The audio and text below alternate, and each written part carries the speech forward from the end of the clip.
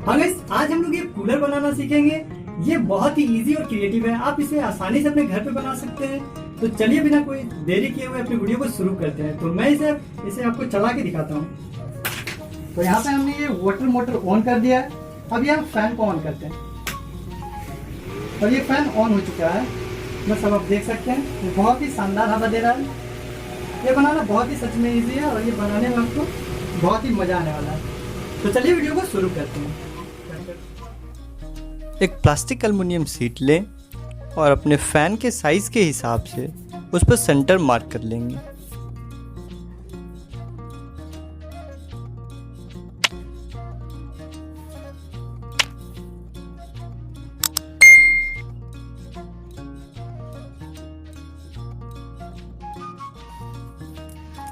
फिर डिवाइडर की मदद से इस एल्युमिनियम शीट पे हम एक सर्कल को ड्रॉ करेंगे। सर्कल आपके फैन के साइज के हिसाब का होना चाहिए। इस सर्कल को हम हैक्सो ब्लेड की मदद से धीरे धीरे कट करके बाहर निकाल लेंगे।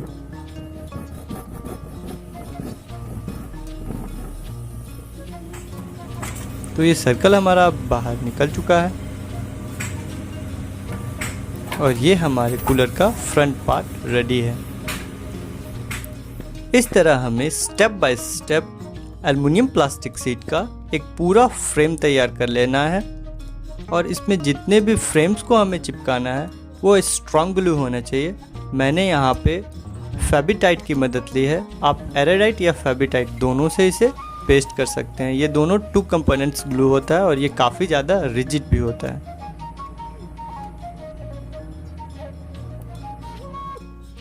ये हमारे पास यहाँ एक डीसी फैन है। इस फैन को हम अपने कूलर के फैन के तौर पे यूज़ करने वाले हैं। तो इस फैन से मैंने इस मोटर को बाहर निकाल लिया है। ये मोटर 12 वोल्ट और 1 एम्पियर का है।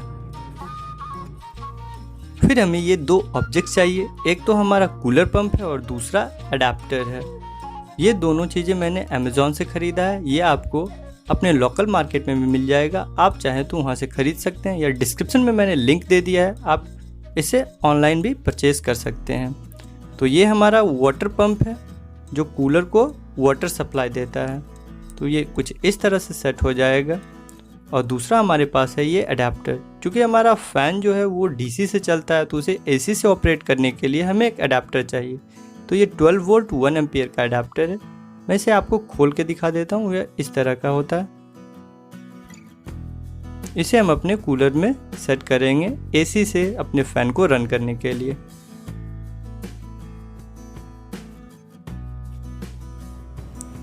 इन दोनों चीज़ों को अपने कूलर में यूज़ करने से पहले एक बार टेस्ट ज़रूर कर लें। मैंने अडेप्टर को टेस्ट कर लिया है, वो बिल्कुल सही है। तो मैं यहाँ पे आपको कूलर पंप को टेस्ट करके दिखा दे रहा हूँ। इस तरह से मैंने यहाँ पे पानी भर लिया है और इस कूलर पंप को मैं स्टार्ट करता हूँ और ये बिल्कुल वर्क कर रहा है। यहाँ पे आप देख सकते हैं ये पानी बाहर आ रहा है।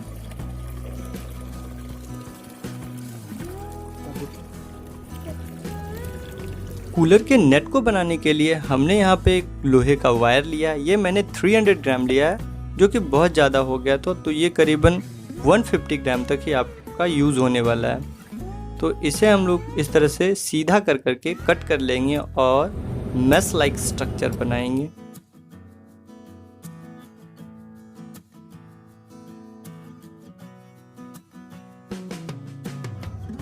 इन सभी को हमने इस तरह से मैश के रूप में अरेंज कर दिया है और फिर हम इसके ऊपर से सोल्डरिंग करेंगे।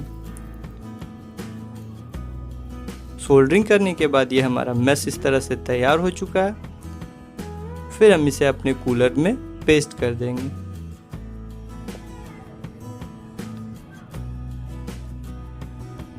कूलर के सामने में लगाने के लिए हमने इस तरह से गोल मैश बनाया है और उसे हमने पेंट कर दिया है। बाकी के भी मैश को हम पेंट कर लेते हैं। फिर हमारे मोटर को कूलर में होल्ड करने के लिए इस तरह का एक लोहे का हमें स्टैंड लेना है।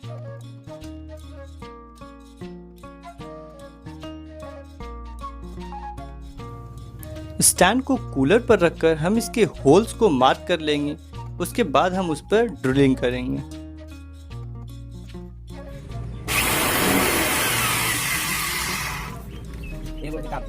ये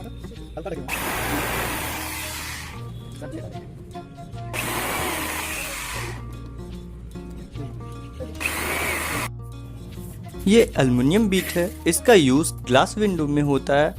हम इसका यूज़ अपने कूलर के एजेस पे करने वाले हैं ताकि ये एजेस को अच्छे से होल्ड करके रख सके और हमारे कूलर को और भी ज़्यादा स्ट्रॉन्ग बनाए। तो कूलर के एज पे हमने इसे अच्छे से स्क्रू कर दिया है। ये टॉप पार्ट को हमने अभी ओपन ही रखा है, तो इसे हम इस तरह से खोल लेते हैं।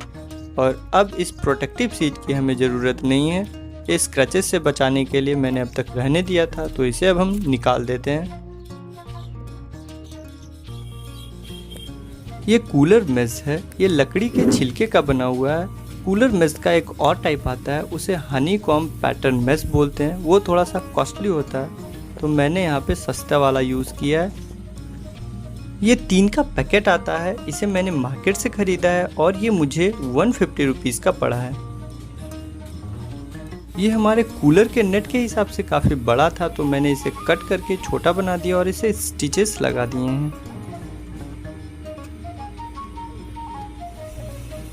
अब ये हमारे कूलर के नेट के साइज़ का हो गया। ये बिल्कुल यहाँ पे आसानी से फिट आ जा रहा है, तो इसे यहाँ पे रखते हुए हमने यहाँ पे स्टिच लगा लिए हैं। तो इस तरह से नेट के साथ इसे हमें स्टिच कर देना है। अब हमारे पास जो पाइप था उसमें हमने लाइन से बहुत सारे होल्स बना लिए हैं और अपने कूलर के तीनों साइड में एल्युमिनियम बीट की मदद से पेस्ट कर देते हैं। तो इस तरह से हमने इसे पेस्ट कर दिया है और यहाँ पे हमने कूलर मोटर भी लगा लिया और जो एक्स्ट्रा पाइप हमारा बचा हुआ है उसे हम बाद में कट करके हटा देंगे। हमें अपने कूलर में एक छोटा सा स्विच बोर्ड चाहिए, तो उसके लिए हमने यहाँ पे एक पीवीसी पाइप लिया है और इसी से हम इस स्विच बोर्ड को बनाएंगे। यहाँ पे एक आयरन को हमने बिल्कुल ही हीट कर लिया है और इसके ऊपर इस पीवीसी पाइप को धीरे धीरे रोल करेंगे, जिससे ये सॉफ्ट हो जाएगा और आसानी से खुलने लगेगा। ये करते समय आप बहुत ही ज़्यादा केयरफुल रहें, नहीं तो ये आपके लिए बहुत ही डेंजरस हो सकता है। तो इसे इस तरह से सॉफ्ट होने के बाद हम खोल लेंगे और एक पेपर के नीचे रख लेते हैं। तो मैंने यहाँ पे एक कार्डबोर्ड लिया हुआ है, इस कार्डबोर्ड के नीचे हम रख लेंगे और इसके ऊपर से फिर इस आयरन को रख कर करीबन 2-3 मिनट तक हम इसे छोड़ देंगे। फिर इसे टर्न आउट करेंगे और फिर 2-3 मिनट के लिए हम थोड़ा सा प्रेस डालते हुए छोड़ देंगे। अब ये बिल्कुल फ्लैट हो चुका है और 1 से 1.5 मिनट में ये बिल्कुल हार्ड हो जाएगा सूख कर। तो ये इसे हमने फिर से हीट कर करके बेंड कर दिया और एक स्विच बोर्ड का शेप हमने यहाँ पे दे दिया है।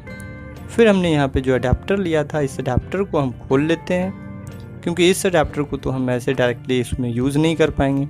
तो इस अडेप्टर को खोल लेंगे और इससे जो मेन लाइन आ रहा है, जो हमारे एसी सप्लाई आएगा इसमें, उस वायर को हम कट करके बाहर निकाल देंगे और इसके जगह पे 2 लंबे वायर को हम सोल्ड कर लेंगे। उसके बाद हम इसे अपने कूलर में लगाएंगे।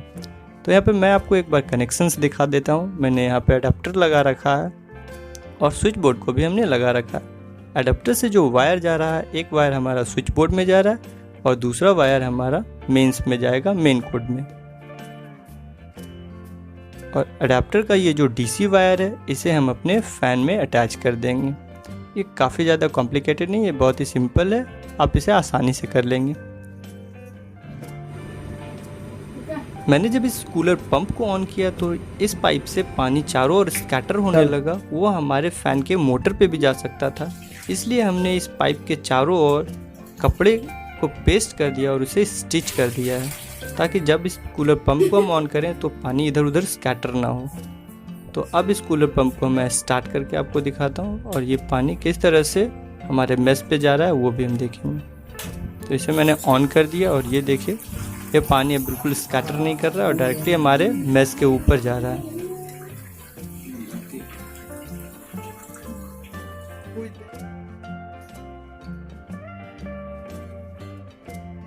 अब हम इस कूलर के टॉप पार्ट को कवर करके स्क्रू कर देंगे।